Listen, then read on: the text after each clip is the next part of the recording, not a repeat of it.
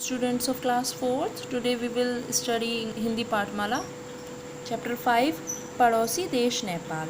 इस चैप्टर में हम नेपाल के बारे में पढ़ेंगे। नेपाल हमारा पड़ोसी देश है, आपको पता है ना। तो हम इस चैप्टर में आज नेपाल की विशेषताओं के बारे में पढ़ेंगे। नेपाल भारत का पड़ोसी देश है। नेपाल के साथ भारत के संबंध मधुर और मैत्रीपूर्ण हैं। मतलब जो नेपाल देश है वो हमारा पड़ोसी देश है, तो हम भारत का मित्र भी है। यहाँ के मूल निवासी गोरखे और शेरपा हैं। ये दोनों नेपाल के लोगों की जातियाँ हैं। गोरखे कद में मंझले किंतु शरीर से हट्टे कट्टे और स्वस्थ होते हैं। मंझले मीन्स छोटे। उनकी नाक चपटी और गालों के ऊपर की हड्डियाँ कुछ उठी हुई होती हैं। आंखें छोटी और माथा संकरा होता है। संकरा मीन्स जिसकी चौड़ाई कम होती है। उनका रंग कुछ गेहुआ पीला होता है। इनका सबसे प्रिय हथियार खुखरी होता है। ये एक हथियार है। ये वीर, साहसी, उदार और प्रसन्न चित्त होते हैं, मीन्स खुश रहने वाले होते हैं। यहाँ गोरखे जाति का वर्णन किया हुआ है। ठीक है। नेपाल की दूसरी प्रमुख जाति शेरपा होती है। शेरपा जाति के लोग भी उतने ही हट्टे कट्टे होते हैं जितने कि गोरखा। ये परिश्रमी होते हैं। भारी सामान को अपनी पीठ पर लादकर बड़ी सरलता से पहाड़ों पर चढ़ जाते हैं। संसार की सबसे ऊंची चोटी माउंट एवरेस्ट पर चढ़ने वाले तेंजिंग शेरपा जाति के ही थे। शेरपा को अपनी पीठ पर कुर्सी रखकर उस पर तीर्थ यात्रियों को बैठाकर तेजी से पहाड़ों पर ले जाते हैं। ये पहाड़ों में ही अपना जीवन व्यतीत करते हैं।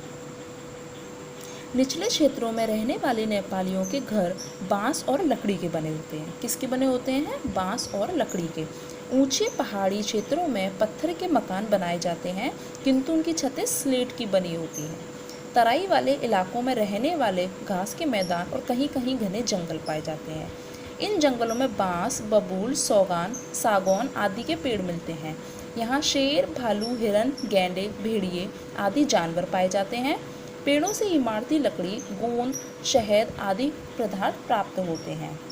वहाँ का मौसम बहुत सुहावना होता है। नेपाल का मुख्य व्यवसाय खेती करना है। व्यवसाय होता है वर्क जो करते हैं। तराई और उससे कुछ ऊंचाई वाले इलाकों में हरे भरे खेत दिखाई देते हैं। यहाँ सेवार नामक घास पैदा होती है। ठीक है, सेवार एक घास का नाम है। इसी घास पर याक पलते हैं। याक एक जानवर होता है। याक नेपाल का सबसे उपयोगी पशु है। इसे नेपाल की कामधेनु भी कहा जाता है। यह माल ढोने का काम आता है। साथ ही इससे दूध, मांस और चमड़ा भी प्राप्त होता है। इसके बाल और सींग भी बहुत उपयोगी होते हैं। याक के अलावा यहाँ गाय, बैल, भेड़, बकरियाँ और भैंसें भी पाई जाती हैं। ऊंचे पहाड़ी क्षेत्रों में कस्तूरी मृग पाया जाता है। मृग होता है हिरन। इसी हिरन की नाभि में कस्तूरी है। इसकी सुगंध बहुत तेज होती है। यहाँ अदरक भी खूब पैदा होता है। पहाड़ी इलाका होने के कारण यहाँ यातायात की सुविधाओं का अभाव है। ठीक है, यानी कि पहाड़ी इलाका होता है तो यातायात जो आने जाने की सुविधा होती हैं वो नहीं हो पाती हैं। नेपाल बिहार सीमा पर रक्सौल से अमलेखगंज तक 100 किलोमीटर का रेल मार्ग है। यहाँ से काठमांडू तक पक्की सड़क है। इस राजमार्ग का निर्माण भारत सरकार के सहयोग से हुआ है। इसे त्रिभुवन राजमार्ग कहा जाता है। यहाँ वायु मार्गों को अधिक महत्व प्राप्त है, जो कि वायु से ऊपर जाते हैं। काठमांडू यहाँ का मुख्य हवाई अड्डा है। काठमांडू नेपाल की राजधानी है। यहाँ स्थित पशुपतिनाथ का मंदिर बहुत प्रसिद्ध है। ठीक है, पशुपतिनाथ का मंदिर। भारतीय लोग भी इस मंदिर में भगवान शिव के दर्शन के लिए आते हैं। नेपाल में लुम्बिनी नामक स्थान भगवान बुद्ध का जन्मस्थल होने के कारण बौद्धों का प्रमुख तीर्थ स्थान है। नेपाल में हिंदुओं की संख्या अधिक है। यहाँ दीपावली, दशहरा आदि त्यौहार बड़े ही उत्साह के साथ मनाए जाते हैं।